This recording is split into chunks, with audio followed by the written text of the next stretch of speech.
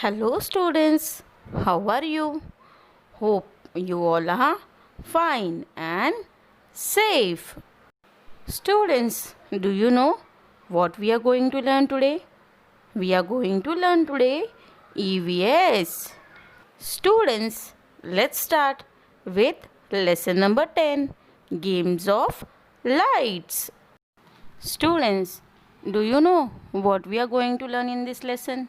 In this lesson, we are going to learn about shadows, shadow formation, changes in the shadow formed by sunlight, uses of object based on the amount of light passing through them. Students, now we will learn what does shadow means. When we stand out in the sun, we can see a dark shape on the ground. It looks similar to us. It moves as we move. Do you know what it is? It is called a shadow.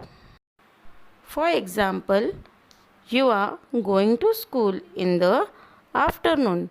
While walking on the road, you may see dark shape on the ground.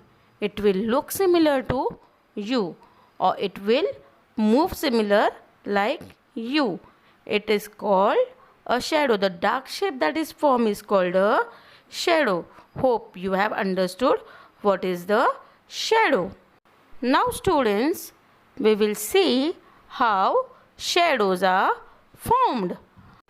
Shadows are formed due to sunlight.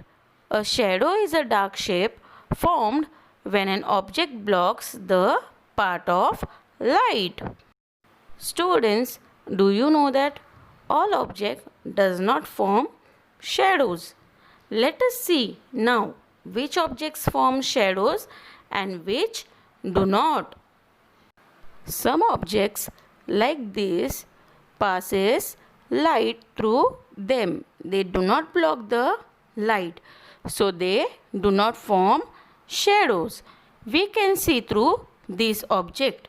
For example, glass and water. So students, now let's move to some another objects.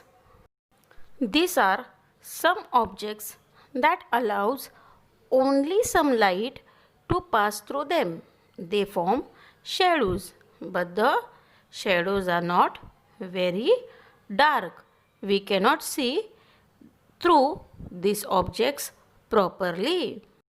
And students, do you know that some objects does not allow light to pass through them at all? Yes, some objects do not allow light to pass through them at all. These objects form dark shadows. We cannot see through these objects at all. For example, our body does not allow light to pass through it. It forms a shadow when light falls on it. So we cannot see through our bodies. Now let's see some another examples. The walls of our houses, a blackboard and so on. These are the objects that do not allow light to pass through them. Some objects can also throw back all the light which falls on them. For example, mirror. Yes, a mirror can throw back all the light. So students, in this video, we have learned about what does shadow means, how does shadow form, and we have learned that how some object passes light through them and some objects passes only some light through them.